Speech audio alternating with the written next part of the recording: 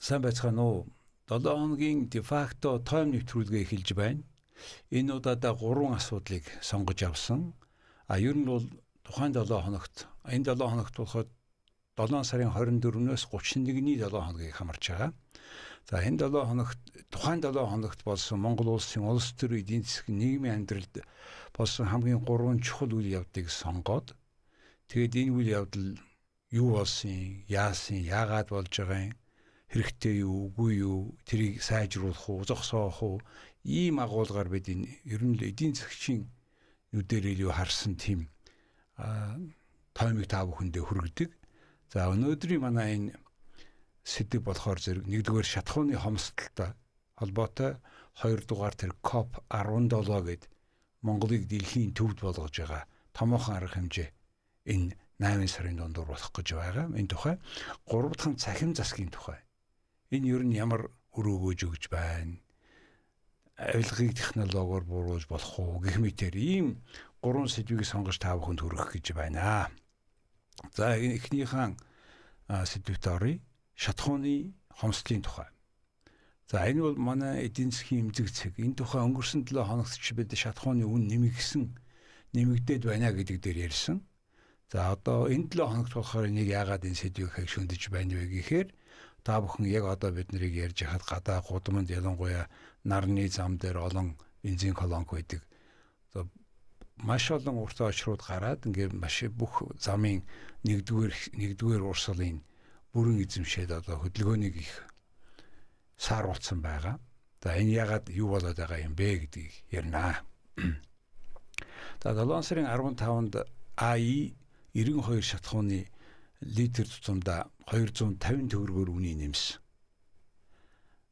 Харин дизелийн түлшний үнийг 150 төгрөгөөр бууруулсан.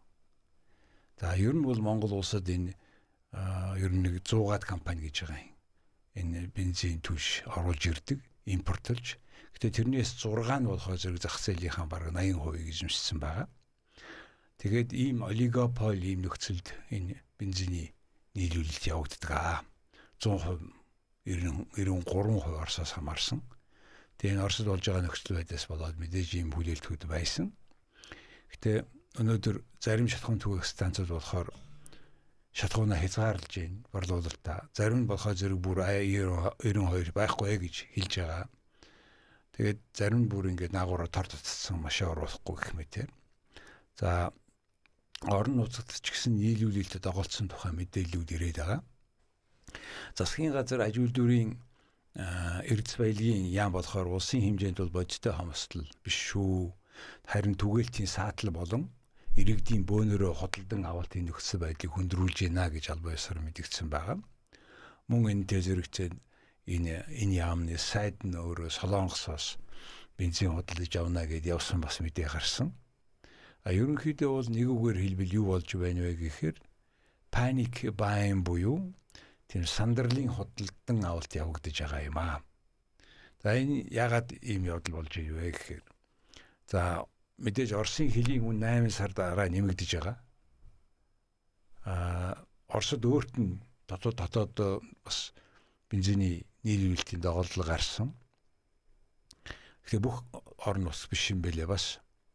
Манайд үндсэндээ нийлүүлж байгаа энэ Оросын Сибирь тэрхүүгийн ойролцоо байгаа тэр нефтийн боловсруулах үйлдвэр болохоор гадаад экспорт гаргаж байгаа ганц орн манайх. Тэгэхээр энэ бол харьцангуйгаар бас гайгүй нөхцөлтэй. Орос өөрийнхөө экспортыг хорж ийн гэж ярьсан ч гэсэн хоёр улсын засгийн газрын гэрээ байгаа. Манай улсад ингээд нийлүүлнэ гэсэн. Тэгээ за мөн мэдээж үн нэмэгдэж байгаа дэлхийд даяар Оросын үн шинэ бас нэмэгдэж байна. Мөн дэлхийн газрын тосны зах зээл геополитикийн эрсдэл өсөж байгаа та бүхэн мэдж байгаа.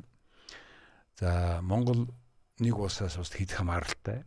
Тэгээд нөөц савн бага байгаа. За ийм шалтгаануудаас болоод ийм үйл явдал болж байна. Энэ болохоор иргэдийн амьдралд үнэт хүчтэй нөлөөлнө. Шатхууны үн өсгөөр таксиний үн өснө, хот хоорондын тээврийн зардал өснө, хүнсний үн өснө, жижиг бизнесийн өртөг нэмэгдэнэ, инфляц өсөх эрсдэл бий болдог. Өөрөөр хэлбэл шатхуун бол зөвхөн жолоочийн асуудал биш. Энэ бол бүх барааны үнийн шингэдэг. За тэгэхээр Монгол улс нефттэй атлаа одоо шатхуунгүй байж болохгүй. За нэгдүгээрхэнд, хоёрдугаар 97% хамаарал гэдэг бол эдийн засгийн төдийгүй улс орны үндэсний аюулгүй байдлын эмзэг асуудал болсон. За тэгээ одоо байдлаас яаж гарах юм бэ? Юу хийх ёстой вэ гэж. За энэ тухай бүгдээрээ мэдэж байгаа үндсэндээ газрын тос боловсруулах үйлдвэрийн хугацаанд нь ашиглалтанд оруулах хэрэгтэй. Урьдчилсан байдлаар болохоор 2027 оны тэгээ хойтон 12 дугаар сард бүтээн байгуулалтын ажил нь дуусна. 28 оны 2 дугаар хуулиар нэг 5-6 сарын 4-5 сарын дотор ашиглалтанд оруулна гэсэн урьдчилсан мэдээллүүдийг гарцсан байгаа. Дашрам хийхэд сая өнгөрсөн 7 хоногт яг тэр нэрх үйлдвэрийнх нь өөрийнх нь тэр тоног төхөөрөмжгээд маш том диаметртэй 6 м шуу диаметртэй 2 том урт ачаа Монголын хэлээр орж ирээд тэр юун дээрээ газар дээрээ очисон байгаа. Та бүхэн зургатаа харсан байх. Томоохон тийм ямар ч гэсэн том нэлээд тийм тусгай зориултын тоног төхөөрөмж аваад ирсэн байгаа. За мөн бид импортын их усүрээ төрөлжүүлэх хэрэгтэй. Үнтэй ч гэсэн бид нар өөр аль ч орноос хамаагүй авахыг бодох хэрэгтэй. Хин л үгэж байна. За 3 дугаар бид стратегийн шатхууныхаа нөөцийг нэмэгдүүлэх ёстой. Жишээлбэл бид нар бол 1 сарын нөөцтэй гэж ярьдаг.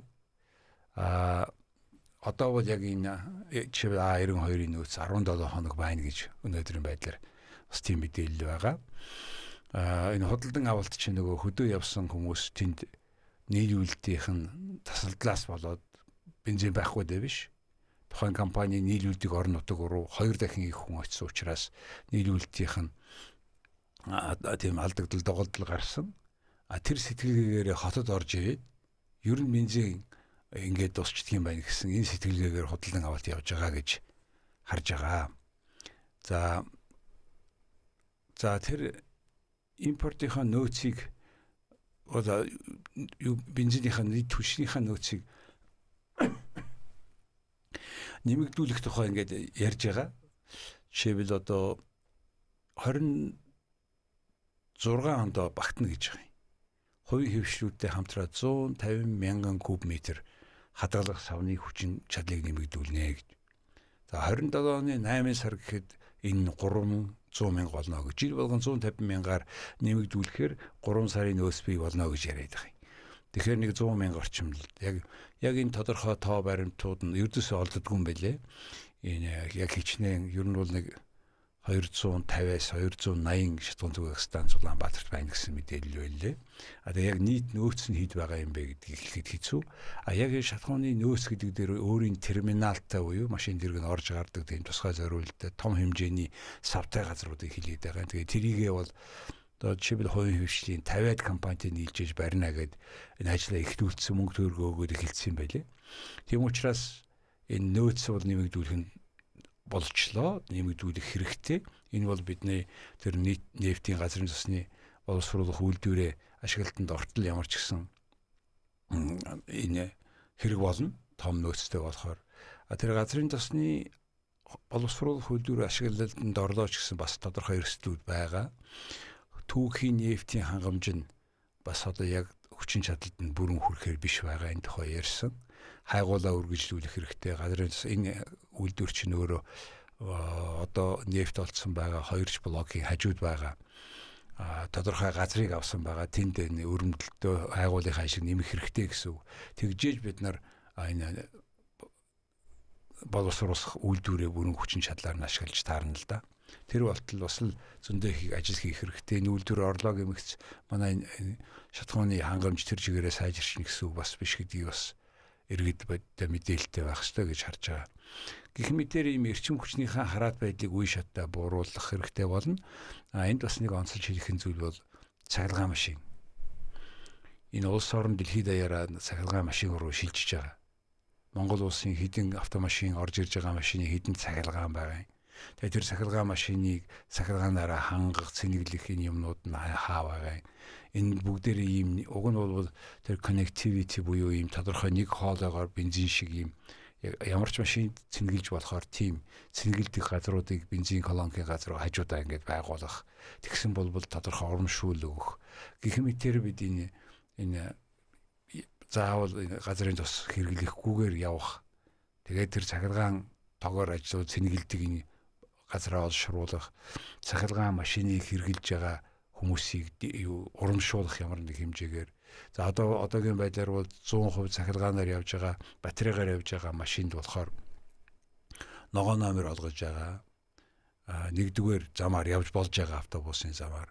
Мөн өдөр болгон дугаарын хязгаартанд орохгүйгээр явах эрхтэй болж байгаа. Их мэтэр ийм нийт улам цаашлуулаад ер нь бол цахилгаан машин авсан компаниудад бүр тодорхой мөнгөн кэшээр дэмжлэг улс орн үзүүлж байгаа. Ягаад гэвэл тэр нь бензинийг ингэж нийлүүлж юм үнээр авснаас явж хямдхан олон эрсдлийг бууруулж байгаа учраас хийж байгаа шүү гэдгийг бас хэлмээр байна. За ингээд энэ нэгдүгээр асуудлын хувьд юм байна. За өнөөдрийн онцолж байгаа хоёр дахь асуудал бол одоо COP гэж яриад байгаа шүү дээ. COP 17. За энэ одоо Монголын дэлхийн төвд оруулж байна гэж үзэж байгаа. Энэ 8 дугаар сарын 17-ноос 28-нд одоо 2-7 хоногийн дараа бараг 10 хоногийн туршид Улаанбаатар хотод нүүбийн цөлжилттэй тэмцэх конвенцийн COP 17 гэдэг хурал болно. За энийг яг юу гэсэн үг юм бэ гэдгийг тайлбарлая. Энэ нэр том явуулахаар олон нийтэд ийм түгээмэл болчоод COP 17 гэдэг байгаа юм. Энэ бол уур амьсгалын биш шүү. Энэ бол газрын доройтол цөлжилттэй тэмцэх олон улсын чуулга юм байна. Тэгээ ийм асуудал хэлцдэг 17 COP гэдэг нь одоо тэр Community of Parties гэдэг холбогдох байгууллагуудын нэг засгийн газруудаа нэгдсэн ийм хурдын тоогоор нэрлэдэг байгаа. За энэ хуралд дэлхийн 100 гаруй орноос 8,000 орчим засгийн газар, олон улсын байгууллагын, бизнесийн төлөөлөгчд хүрэлцэн ирнэ. Тэгээ газрын доройтол, цөлжилт болон усны хомсдлын асуудлаар ярина. 3 юм гол асуудал байна. Тэгэхээр энэ дотроо бид нар дэлхийн цөлжилт, газрын доройтол, ган гачиг, бэлчээрийн менежмент, газрын нөхөн сэргээлт гэсэн ийм асуудлыг оруулж ярьж байгаа юм байлээ. За 2026 оныг дэлхийн хуурай газрын ойролцоогоор 40% нь хуурай бүс нутаг болсон байгаа. Тэгээ энэ бүс нутагт нөгөө дэлхийн 9-8 хагас тэрбум хүний 2 тэрбум нь эдгээр бүст амьдарч байгаа. За газрын доройтол болохоор дэлхийн хүн амын бараг 70% амжиргаанд шууд нөлөөлдөг. Тэр амьдарч байгаа хүмүүс болон тэдний тэр үр дүнд нь газрынх нь ургас юмных нь үр дүнд амьдарч байгаа дэлхийн хүн амын хагаст бол нөлөөлж байгаа гэж үзэж байгаа. Тэгээ бидний ойлголтоор цөлжилт гэдэг бол зөвхөн элснүүд гэсэн санаа ердөөсөө биш юм байлээ. Хуурай бүс нутагт газрын үржил шим, бүтээмж, буурах энэ үйл явдлыг л цөлжилт гэж нэрлэдэг байгаа. За тэгээд Монгол улсын нийт нутаг дэвсгэрийн ихэнх хувь нь ямар нэг хэмжээгээр газрын доройтолд өртсөн гэж үздэг. Тийм учраас ч энэ COP 17-г хийя гэдэг Монголын санал дэлхийд дэмжигдээд Монголын хувьд бол энэ онцгой ач холбогдолтой арга хэмжээ. За энэ COP 17-гийн хэмжээнд Монгол улс тал хээрийн үйл ажиллагааны хөтөлбөр гэж санаачлагыг дэвшүүлсэн Step Action Agenda гэдэг. Step Action Agenda гэдэг нэртэй. За энэ UNCCD гэж байгууллагын хурал. Тэгээ за би нэг дэлгэрэнгүй ярьж өгөн. За ямар ч гэсэн энэ ямар асуудал тэгээ төвлөрөх вэ гэдгийг ингээд ахаад задлаад хэлсэн байгаа.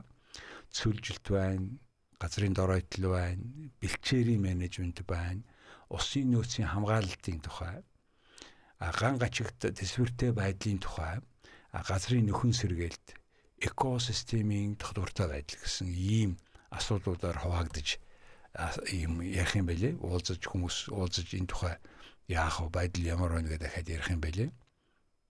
Өөрөөр хэлбэл нэг нь уур амьсгалын өөрчлөлтөд, нөгөө нь газрын доройтол, цөлжилтөд төвлөрдөх төвлөрдөгчсөн хоорондоо нэгт холбоотой ийм дэлхийн сорилтуудыг яаж даван туулах тухай ийм хоёр өөр ийм хонглоор гэх юм уу хүн төрлөختөд ярьж хэлэлцэж байгаа юм байна. Мэдээж энэ чинь нэг улсын асуудал биш болохоор бол нийлмэл зөндөө олон адилхан төсөөтэй сорилтууд байгаа. Тэгээд тэрийг шилж ярилцчиж шийдэх зүйтэй гэж үзэж байгаамаа.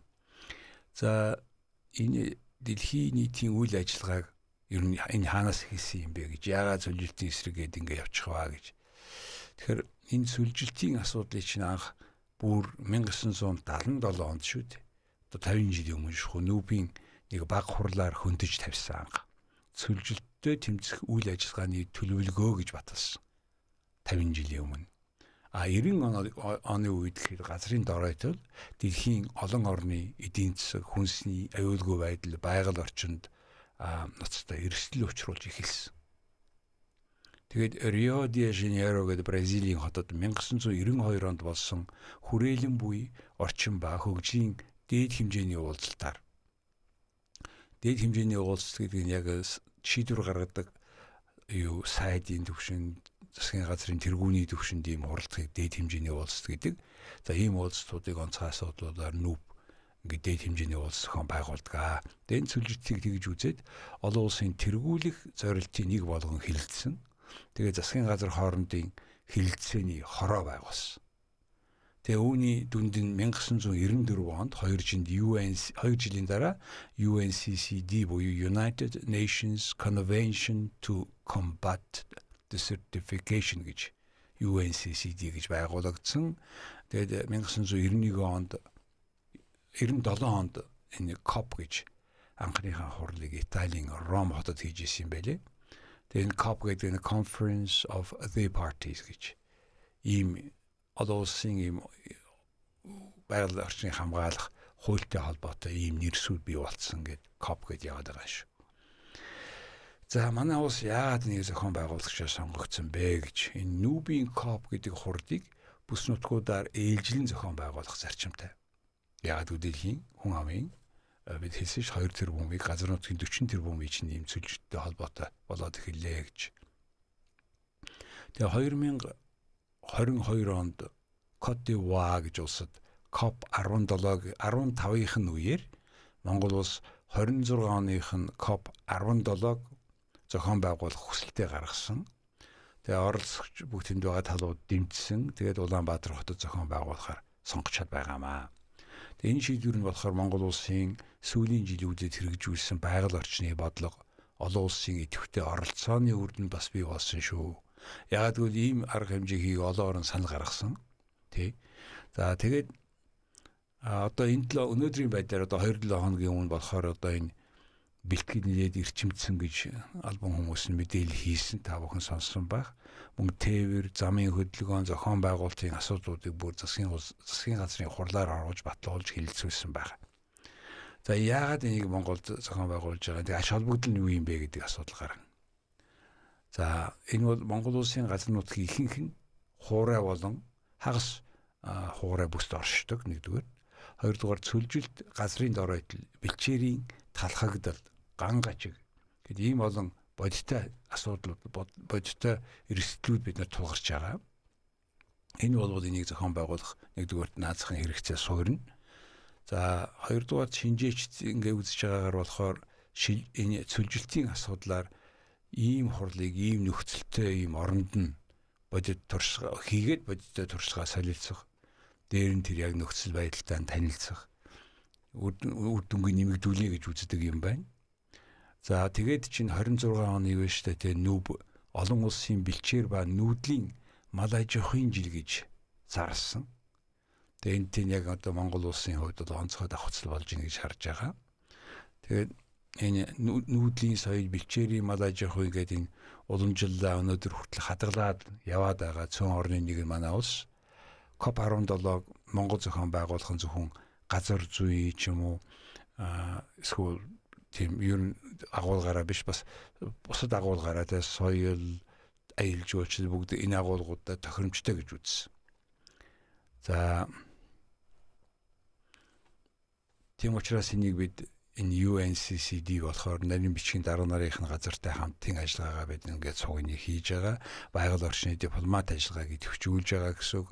17-г зохион байгуулах эрх авсан одоо энэ манай бодлогын бодит үр дүнгийнх нь одоо илэрхийлэл гэж харж байгаамаа гэж.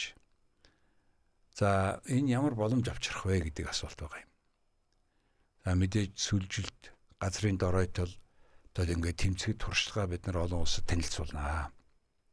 Олон улсын санхүүжилт хөрөнгө оруулалт, технологийн хамтын ажиллагааг өргөжүүлнэ. Аялал жуулчлал, үйлчилгээ, олон улсын арга хэмжээ зохион байгуулах юм чадвараа бас нэмэгдүүлнэ. Монголын байгаль, нүүдлийн соёл, бэлчээрийн мал аж ахуйн онцлогийг бас дэлхийд сурталчилнаа. Тийм учраас энэ бол зөвхөн энэ цөлжилт газрын дооройтолтгээс гадна бас байгаль орчны асуудлыг тэгж үзэхээс гадна бид хүнсний аюулгүй байдал, усны нөөц, уур амьсгалын өөрчлөлт, биологийн олон янзын байдалтай шууд холбоотой дэлхийн хэмжээний сорилтыг тэмцэж байгаагаа харуулах юм аа. Тийм учраас энэ Улаанбаатар хот болох гэж байгаа COP17 болохоор Монгол улсын хувьд төдийгүй дэлхийн хамтын нийгмийн хувьд одоо газрын тогтвортой менежмент цөлжөлттэй тэмцэх бодлогыг шин шатанд гаргах чухал эндэр болно гэж олон улстай ярилцж байгаа юм байна. За энэ яагаад чухал юм бэ гэдэг дээр энэ бол зөвхөн экологийн хурал биш. Энэ Монгол улсын олон улсын имижийн асуудал. Иргэдэд ямар ашигтай вэ гэж. За зочид буудал байна. Улаанбаатар хот гэтэл 250 орчим зочид буудал байд юм байна. Нийт чадал нь 4,000 ор. Улаанбаатар хот нэг зэрэг 4,000 хүн авах чадaltaй. Зарим нь хоёулаа цуг унтна гэж үзэх юм бол нэг өрөөнд. За ингээд ийм 4,000 орчим ийм нийт ор байдаг хотод 8,000 хүн ирж байна. 9,000 хүн ирж байгаа. Тэгээ энэ манай ихэнх буудлууд бас хотын болон гол замын дагуу, хотын төв болон гол замын дагуу байна. За энэтэй холбоотой энэ тээврийн саатал төгжрэлгээ зөндөө асуудлууд мэдээж гарна. Тийм ч учраас одоо энэ COP-тай холбогдуулаад одоо машины дугаарыг чинь тэг сандгагаар нь болгоно гэж ярьсан байгаа. Тийм шийдвэр гаргасан байлээ. За энэ мөн ресторан, такси, аялал жуулчлал, жижиг бизнесүүдэд орлого нэмэгдэнэ гэсэн үг. Зуны орлого 2 дахин нэмэгдэнэ гэсэн үг. Сонин статистикт гарсан байлээ. Монгол улсын аялал жуулчлалын орлого анх удаага юм 1.6 тэрбум доллар боллоо гэж 2000 өнгөрсөн он шүү дээ. 2025 онд 17.8% өссөн гэсэн. Тэгээд энэ онд болохоор улам их болох нь шүү дээ. Ийм том арга хэмжээ зохион байгуулах юм бол. За 2025 оны байдлаар бид 850 мянган олон улсын visitors аялагчид одоо авсан 847 мянгаыг. Тэнийг сонин тоо баримтууд бас ингээд би олон улсын аялал жуулчтай холбоотой тоонууд руу ороод харлаа л да. Жишээлбэл Монгол улсын 25 оногт рүү хийсэн нийт аялал жуулчлалын орлого 1.6 тэрбум Америк доллар болсон. За тэр 850 орчим мянган хүн байгаа. 24 онтойгоо харьцуулахад 16% өссөн байна гэж байгаа юм. Энэ жил бол наазахын тийм өсөх юм шиг байна лээ. За энэ бол дотоодын нийт бүтээгдэхүүний наазах нь 7-8%-тай тэнцвүүц орлого болж байгаа. Жирийн үед бол нэг 4-3 хувьцаа байсан. Одоо өнгөрсөн оныхоор бол 8 болчихж байгаа. Тэгэхээр энэ бол урт хугацаанд шинэ хөрөнгө оруулалт татах боломж гэсэн үг. Аялал жуулч ер нь зочд буудуудаа нэмэх хэрэгтэй болчихж байгаа юм. Тэгээд энэ зөвхөн энэ нүүрс экспортлдог биш. Бас дэлхийн асуудлыг хилцдэг улс гэдгээрээ бас одоо танигдах боломжтой. За мөн энэ бол нэг удаагийн шоу биш. Бас тодорхой үлдэх өв хөрөнгө гэж үзэж болно. Тэгээ энэ бүхнийг яаж сайжруулах вэ гэдэг асуудал гарахаар зэрэг энэ COP17 энэ бүхнийг ногоон хөгжийн бодлоготойгоо холбох хэрэгтэй болно. Хотын ногоон байгууламжийг нэмэгдүүлэхэд бас анхаарах хэрэгтэй болно. Мөн усны менежментийн шинжилгээг, хог хаягдлын шин системийг бий болгох, гадаадын хөрөнгө оруулагчдад Монголын шинэ боломжийг сурталчлах. Ийм олон талын ач холбогдолтой юм аа. Энэ зүгээр нэг ер нь олон улсын томоохон ийм том арга хэмжээнүүдийг зохион байгуулна. Том арга хэмжээ гэдэг маань 8-10 мянган хүнтэй ийм арга хэмжээ зохион байгуулах нь аялал жуулчлал бол онцгой нөлөөтэй байдаг. Аялал жуулчлалыг дагаад зөндөө олон ялангуяа жижиг дунд үйлдвэрүүд байгаа. Зочид буудлуудын ачаал ажил нь жигдэрнэ гэсэн үг нэлээд.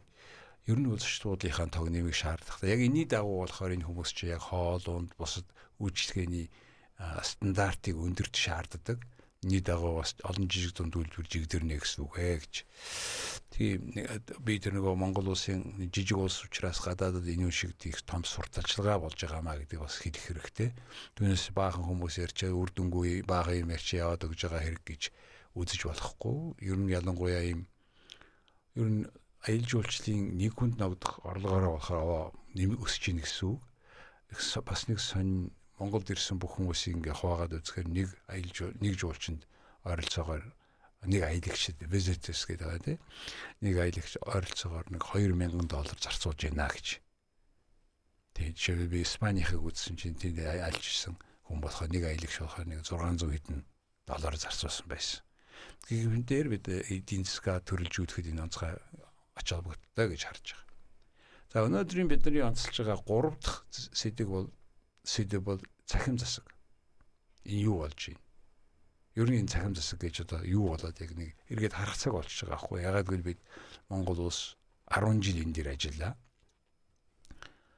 За энэ шин засгийн газар энэ учрал сайд ерөнхий сайд ч нөөрөө цахим хөгжлийн яам гэж байгуулсан. Тэрний анхны сайд нь энэтэй холбоотой 4-5 шинэ хууль батлуулсан. Энэ цахим ертөнц рүү ороход онцгой үүрэг гүйцэтгсэн. За тэгээ энэ чимд учраас энэ ерөнхий сайд учрал цахим засаг бол засгийн газрын тэргүүлэх шинжиллийн нэг хэвээрээ байна гэж мэдгдсэн байна лээ. Хэдэн тоо баримт хийе л да. Тэгэхээр цахим засаг ингээд яах гэж цахим засаг хийж байгаа юм бэ гэдэг асуулт гарч байгаа. За мэдээж энэ болохоор зэрэг одоо ингээд зардал багасгах нь юу гэдгийг. Энийг хэмждэг нэг юм нь болохоор их сонин хоёр үзүүлэлт байгаа юм. Монгол улс энэ цахим засгийнхаа нүүбийн үзүүлэлтийг гаргадаг. Тэрүүгээр жишээлбэл 20 онд 92 дугаар байранд байсан дэлхий дээр. Тэгсэн чинь 24 онд болохоор 46 дугаар байранд орсон. Ийм том өсрэлт гаргасан. 20 оноос 92-т байсан бол 24 онд 46-ад орсон. Ийм яам байгуулсан, хууль нь гарсан. За энэ дээр бол хамгийн том өсрэлт хийсэн орнуудын нэг болцсон. Гэхдээ авилгын индексээр болохоор 180 орноос 20 онд 111-т байсан бол 25 онд 124-т орсон. Тэгээ яагаад нэг авилга бууруулна, бизнес орчныг сайжруулна гэсэн чинь буураад байгаа юм бэ гэдэг асуулт гарна тийм ээ. Тийм учраас бид нар юунд анхаарах вэ гэдэг дахин сайн бодох хэрэгтэй юм байлээ. Тэгээ энэ тухай би бас судалгаа хийж байгаа. Тэгээд энэ судалгаагаар би дэлхийн нэг 27 орныг хөгжиж байгаа шилжилтийн эдийн засгийг судлаад тэгээ яг энэ цахим засаг яг юугээрээ дамжуул бизнесийн орчин сайжруулах юм бэ гэдэг ийм судалгаа докторийн ажлын судалгаа хийж байгаа. Тэгээд ингээд үнэхээр энийг яг энэ бус орны жишээн дээр тоо баримт дээр бид яг гарах ёстой. За тэгээд сүүлийн 10 жилд манай улс төсвийнхөө хөрөнгө оруулалтаар 100 гаруй тэрбум төгрөг зарцуулсан. Гадаадын зээл тусламжаар $230 сая зарцуулсан. Тэгээд үр дүнд нь одоо Монголиаг энэ олон юмнууд би бас тэрний үр нөлөөг бол та бүхэн сонссон байгаа. Би харж мэдэрч байгаа. Иргэдийн хувьд бол бага цаг зарцуулдаг болсон, бичиг баримт бүрдүүлэх гэдэг нь багассан, мэдээж эрс багассан. Тэгээ төрийн байгууллагаар бага явж байгаа. Бизнесүүдийн хувьд болохоор компани хурдан байгуулагдаж байгаа, зөвшөөрөл одоо харьцангуй хурдан болж эхэлж байгаа, зардлаа бууруулж байгаа. Гэвч Монгол улсын бизнесийн орчин нь өөрөө яг томороо харах юм бол цахимжуулаад байхад дээшилж гэнэ үгүй юу гэдэг ингээд судалгаа хийгээд үзэхэр бол бизнесийнхээ орчинтой нийлүүлээд ингээд холбоод харахаар бол бас одоо их анхаарах юм их байгаа. Тэгээ би одоо энэ Fraser Institute-ийн эдийн засгийн эрх чөлөөний индексээр нь тооцоод ингээд 5 тэднийг ингээд бүх дэлхийн бүх орноо гаргасан юм 5 хэмжээсээр гаргасан ийм судалгаа байдаг. Тэгээд энэ бизнесийн орчин гаргадаг ийм хэмжээсүүд байдаг. Тэгсэн чинь одоо судлаад үзсэн чинь 27 орны түүний дотор Монголын 15 жилийн тоо баримтыг аваад 2010-аас 2024 он хүртэл аваад ингээд үзсэн чинь хоёрхан юмн дээр л бүр тодорхой нөлөө хийх юм байна. Нэг нь хууль эрх зүйн систем, өмчийн эрх, зохицуулалт. Энэ дээр л захим шилжилт өөрчлөлт хийж бизнесийн орчинг сайжруулсан гэсэн тоо дүнлэх гарсан шүү. Тэгээ энийг би дамжуулаад хэлье. За ингээд та бүхэндээ би энэ захим засгийг хийгээд зөндөө ажил бас цаашаа хийх хэрэгтэй. Саяын саяын санааг дүгнэлтийг бид толгойдоо нэг сайн бодож энэ цахим засгийг яаж хөгжүүлэх, юуны төлөө яаж хөгжүүлэх юм бол бизнесийн орчин сайжруулах вэ гэдгийг одоо ингээд тогтоосон байгаа. Бизнесийн орчин сайжирч улс орон хөгждөг. Тэр бол зах зээлийн хөгжил, тэр бол эдийн засгийн хөгжил. За ингээд би та бүхэндээ өнөөдөр энэ 7 хоногийнхоо де факто таймер 3 асуудлыг онцолж ярьлаа. Нэгдүгээр шатхууны хомсдол бий болцсон, очор дугаар их байна. Энэ тухай энэ яагаад гэдгийг ярьлаа. Хоёрдугаар тэр COP17 гэдэг нь Монгол улсын дэлхийд эзлэх байр суурь дээр яаж нөлөө үзүүлэх вэ? Яагаад хэрэгтэй вэ гэдэг тухай ярьлаа. Гуравдугаар энэ асар их мөнгө зарцуулж байгаа энэ цахим засаглал чинь яавал одоо энэ төрийн үйлчлэгээний чанарыг дэвшүүлэх вэ гэдэг дээр онцолж ярьлаа. За ийм 3 асуудлыг онцоллоо. Тухтай сонссонд их баярлаа. Hello everyone. This is de facto review for this week from July 24th to 31st of 2026. As usual, I have been highlighting 3 most important events happened during this week. That's why I have highlighted 3 following topics. 1, about food supply issue. Because we have a lot now queue, like in Russia almost, and what is the reason behind and how can we avoid next time. Second, about so-called COP17. It is a UN famous conference to fight desertification, and this large event of involving 9,000 delegations from 100 countries, over 100 countries, will be convening in Ulaanbaatar from August 18th to 27th, almost 9 days event, and it will have also not only on the solution of the problems, but also on the tourism industry of Mongolia. So from that perspective, I also shared my opinions. The third is about digital government.